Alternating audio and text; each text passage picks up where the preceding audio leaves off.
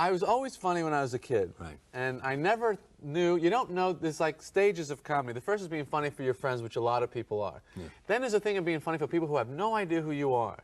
And that's a big step. And then there's the third stage, which is getting them to pay to see you because you're so funny. And they still don't, you don't really have a relationship, but you develop this relationship through the business. And I think the breakthrough is when people are talking about your act to other people and they can't do it. Yeah. You know what I mean?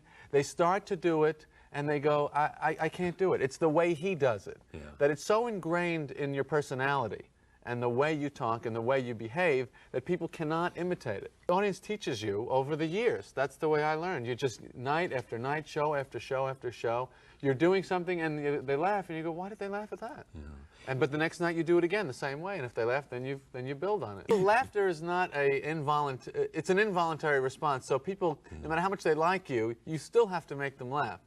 You know, so, but that moment, yeah, when you're in that groove or the curl, I mean, I always think of it like surfers talk about being covered up in the curl.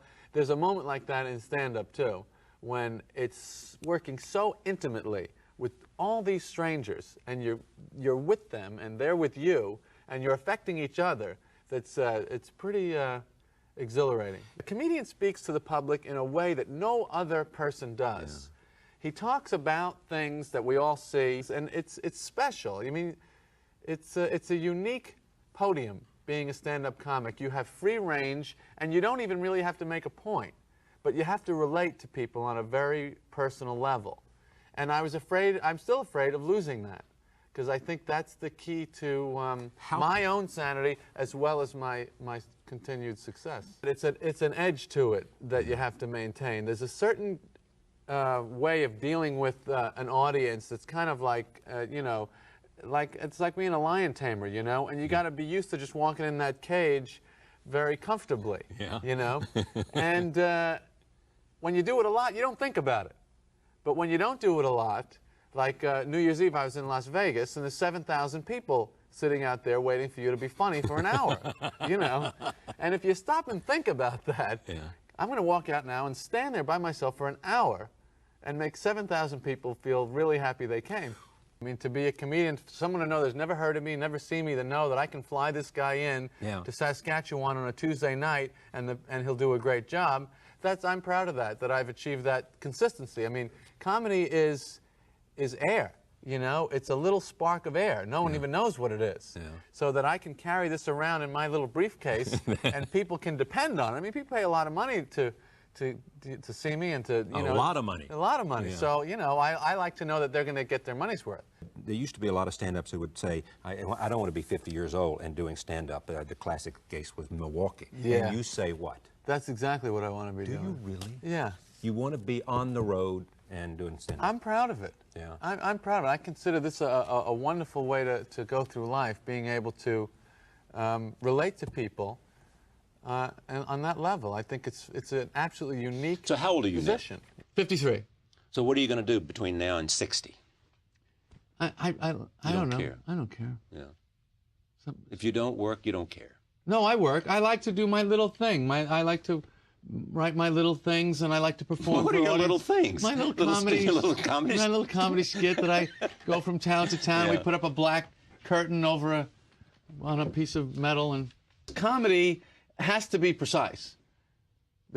The key to comedy, the first important thing you have to be, even more than have to be funny, you have to be precise. Give me an example. An example? The timing of a joke is the same as music. If the rhythm isn't just right, if it's a little long or the pause in between the setup and the punchline, if it isn't just right, it doesn't get a laugh. work. And I don't know why, but I know what's right and when it's not right. There's no, comedy is like hitting a baseball, you know. If you just try and improve your average, nobody hits 1,000. What do they hit, 300? A good hitter could hit 500, 700. There are people in this world that funny things happen to. Are you one of them? No, I'm not. I am the kind of person who, when something funny happens to you, I know just how to tell it. Did you study comedy? Yeah, that's what I do. I mean, no, you can't study it. You mean study it. formally? One of the things that a good comedian can do is take an absurd premise and prove it with rigorous logic. Yeah, right. That sounds very logical. And you take something completely fatuous and then... But did you learn that somewhere, or did it just sort of osmosis I just kind of from hanging observed it. around? You know, I look at a lot of good jokes and I realize that they have that in common. But as a kid, yes, I would write down jokes that I saw on TV and I would try and figure out why they were funny. And I mean, I never get tired of why is that funny. I never get tired of talking about it or analyzing it. And I'm very scientific about it. It's a very funny, silly subject. And it has many laws, but you can invent new ones, which I also love. Humor is gentler and more relaxed. And comedy is... Comedy is, I'm not saying it unless it's going to result in a laugh. Someone once said that comedians love humanity and hate individuals. Mm-hmm. It's true. It's true. What did they mean?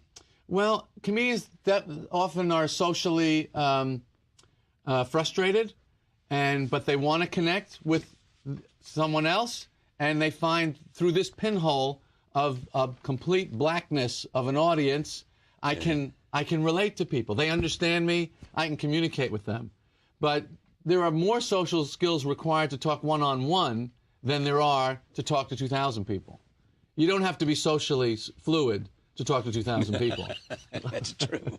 You just have to think of one and be... You just have to get this bit figured out. Yeah. You know, this story, this joke. If I tell that right, they'll think I'm talking to them. If I get serious, it's death. You know, I can't do anything. I can't make a serious point. But you're observational rather than making serious points, are you not? Well, it's all observational. But, you know, if I was to, like, try and make a serious political point, yeah, the whole souffle would just fall, you know. I can't be funny. People think that you can talk about anything as a comedian, but you can't. You only talk about the things that make you funny. Subjects make you funny.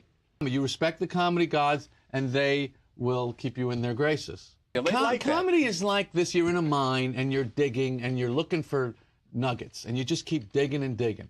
And you have a certain amount of years of life. And I just want to get as many of those. I don't know why, but this is my obsession. I want to get as much gold out of the mine as I can in the time that I have. And, you know, time is obviously limited. Any creative pursuit is the same. It's about suffering. It's about finding some reward and some value in pure suffering. If you can do that, you have defeated it. You got to take the pain. A young comedian comes to you and says, you know, tell me what I need to know to be a comedian. What are you telling? Just work. Just work. Just work.